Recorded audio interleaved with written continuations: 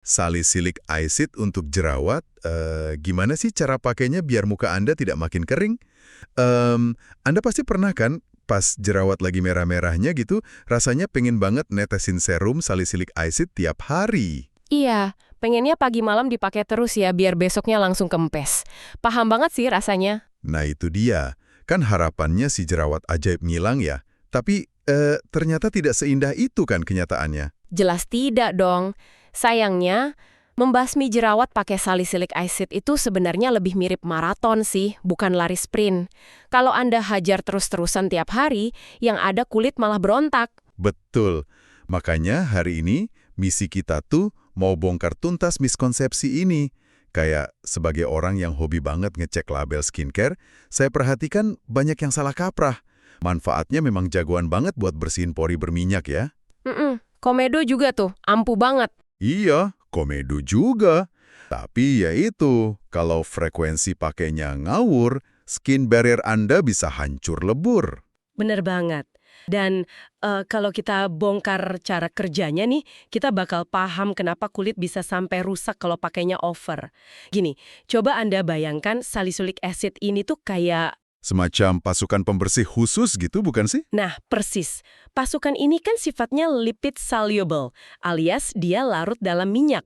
Jadi pas dioles ke wajah tuh, mereka tidak cuma nongkrong di permukaan kulit aja. Oh, jadi mereka langsung masuk ke dalam pori-pori gitu ya? Betul, mereka langsung menyelam dalam-dalam ke pipa pori-pori Anda yang lagi penuh sumbatan sebum dan kotoran. Wah, tapi tunggu deh.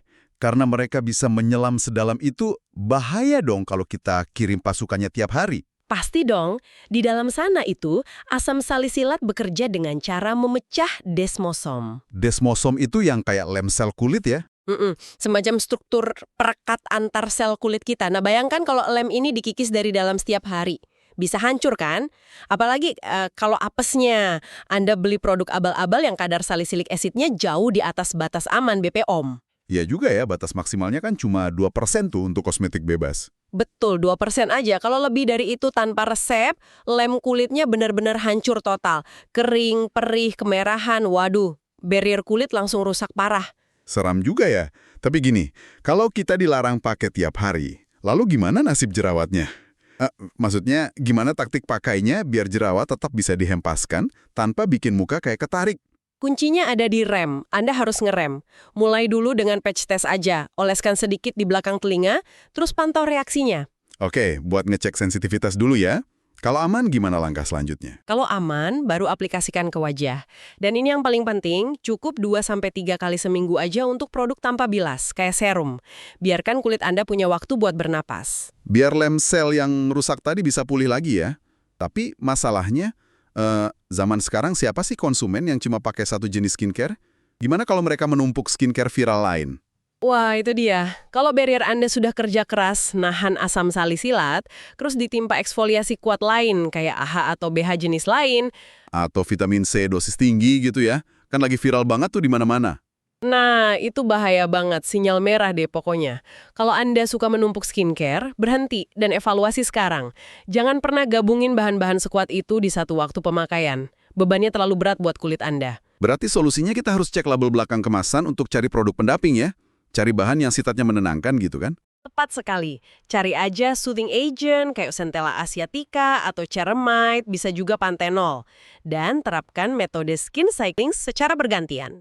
Oh, kayak kalau malam ini pakai salicylic acid, besok malamnya libur eksfoliasi dan fokus hidrasi pakai ceramide gitu ya? Nah, betul.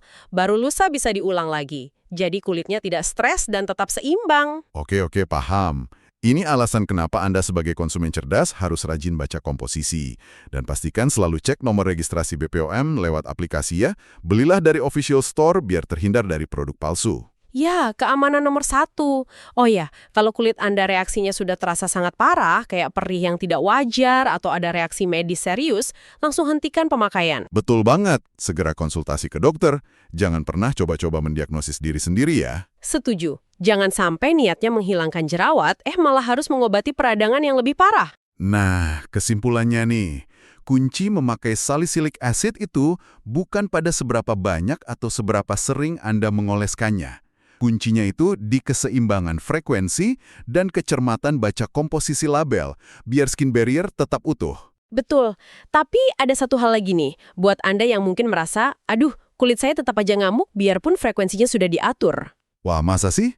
Terus ada alternatif lain dong kalau gitu? Ada. Pernah tidak Anda memikirkan bahan alami seperti ekstrak willow bark? Coba deh cari di daftar komposisi. Willow bark. Menarik. Emangnya apa bedanya dengan asam salisilat sintetis yang biasa? Ini tuh bahan alami yang kerjanya mengubah salisin menjadi asam salisilat secara perlahan di kulit. Jadi efek bersih-bersih porinya tetap dapet, tapi jauh lebih ramah buat kulit yang reaktif. Wow, sebuah opsi rahasia ya buat Anda yang punya kulit super sensitif. Layak banget dilirik pas lagi milih-milih produk nanti.